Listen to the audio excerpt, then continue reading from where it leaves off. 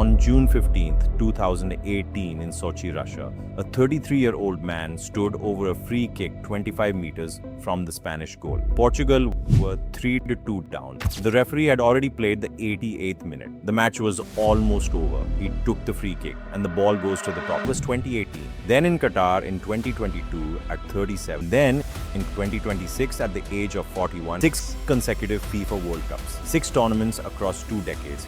And the obvious question is, Around 2018, during his later years at Real Madrid, Ronaldo's medical staff carried out a physiological assessment of his biological state. These reports produced a figure that circulated widely in sports medicine and longevity circles. According to his medical staff, his biological age was approximately 23 years old.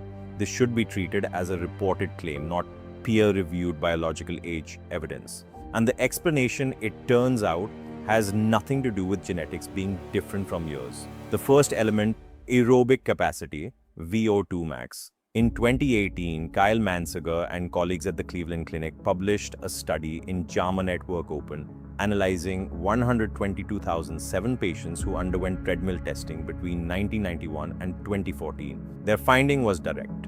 Treadmill estimated cardiorespiratory fitness was one of the strongest predictors of all-cause mortality in the dataset. The people in the lowest fitness category had 5 times the mortality risk of those in the highest. A sedentary 41-year-old man has an average VO2 max of approximately 31 to 36 milliliters per kilogram per minute. A regularly active 41-year-old manages around 40 to 45. Elite male professional footballers typically sit between 55 and 65 milliliters per kilogram per minute. His match performance strongly suggests unusually preserved aerobic capacity, although no independent VO2 max value has been published. VO2 max declines at roughly 10% per decade after age 30 in sedentary people. In people who train consistently, that rate is significantly shallower. The mitochondria Ronaldo built between age 17 and 41 represent 24 years of compounding aerobic adaptation. This is one of the most important longevity principles in exercise science. Long-term consistency matters enormously, often more than short bursts of intensity in a single season. The second element, sleep. Ronaldo has reportedly worked with Nick Littlehales, a sports sleep coach who has advised multiple Premier League clubs. The protocol centers on 90-minute sleep cycles rather than the conventional single overnight block. The 90-minute cycle idea is based on normal sleep architecture, but Ronaldo's reported polyphasic routine should not be presented as a medically superior model for everyone. Within each cycle, slow wave sleep is associated with important recovery processes, including growth hormone secretion, cellular maintenance, and sleep-linked brain waste clearance. Research published in Science in 2013 by Maiken Nedergaard's team at the University of Rochester showed in mouse models that the spaces between brain cells expand by approximately 60% during sleep, allowing cerebrospinal fluid to help clear metabolic waste, including amyloid beta and tau proteins. Subsequent human neuroimaging studies have supported the existence of a similar clearance mechanism in people. The third element, body composition.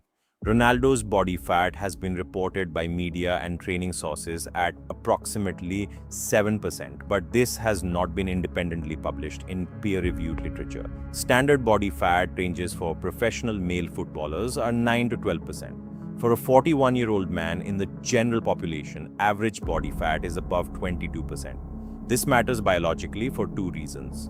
First, visceral fat is not inert. It is metabolically active tissue that produces inflammatory cytokines, including interleukin-6 and tumor necrosis factor alpha.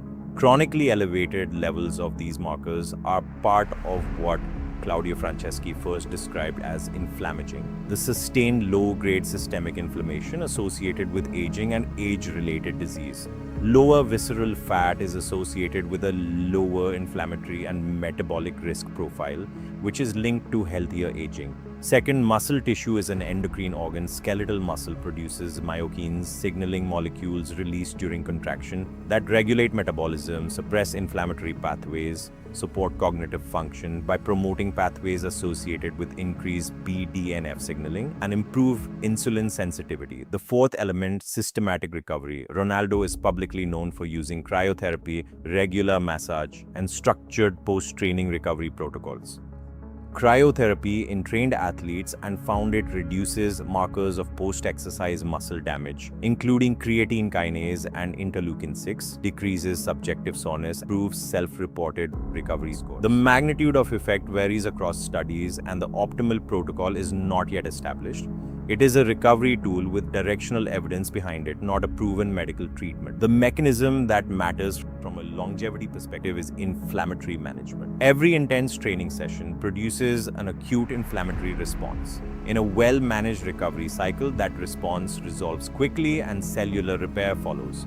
In a poorly managed cycle, inflammation persists, and the cumulative effect over years of intense training may contribute to accelerated biological aging. These four elements together produce a biological outcome. The biological age assessment Ronaldo's medical teams carried out from 2018 at Real Madrid through his Juventus years was not a DNA methylation test run through an epigenetic clock in a research laboratory. Reports indicate the assessment was based on physiological measures such as aerobic capacity, body composition, hormonal profile, inflammatory markers, and functional performance testing. Across all four systems, inputs are aligned with better physiological resilience than his passport age would suggest. Now, this is our magic. It's the most predictable outcome in longevity cell. Now, what you can actually do. Number 1, start your cardiovascular investment and do not interrupt it. 3 to 4 hours per week is commonly associated with meaningful aerobic adaptation. Number 2, manage your body composition as a long-term project. The target is not a weight or a visible appearance. It is low visceral fat and maintained muscle mass, held consistently for years. Resistance training 2 to 3 times per week. Diet that avoids chronic ultra-processed food exposure. Alcohol managed or removed. Number 3, protect your sleep architecture. Consistent sleep timing, no alcohol within 3 hours of bedtime. Limiting screens during the hour before bed or using blue light blocking glasses. Number 4, treat recovery as part of the training cycle, not extra. 48 hours of reduced intensity between sessions targeting the same muscle groups. Active recovery protocols including cold water exposure or simply structured rest. Sleep prioritized on training days. Number 5, measure what you can. VO2 max via the Cooper 12-minute run test or a wearable estimate. Grip strength via a hand dynamometer. Overnight HRV tracked over 4 to 6 weeks to establish a personal baseline. These 5 measures, taken consistently, give you a functional health span and physiological resilience profile that no single test gives you alone. Ronaldo scored. He did not retire from cardiovascular training at 32. He built a recovery system and ran it every day. You do not need Ronaldo's resources. You need the same variables. If you want to track those variables systematically, Odds is built for exactly that. We measure VO2 max, overnight HRV, grip strength, sleep quality, body composition, and inflammatory markers because these are linked to health span, physiological resilience, and how well you function over time. Not because Ronaldo made them famous, because decades of exercise, metabolic, sleep, and aging research support these domains as important for health span.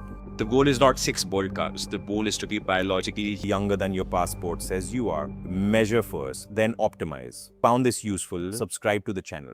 Thanks for watching, and we will see you in the next one.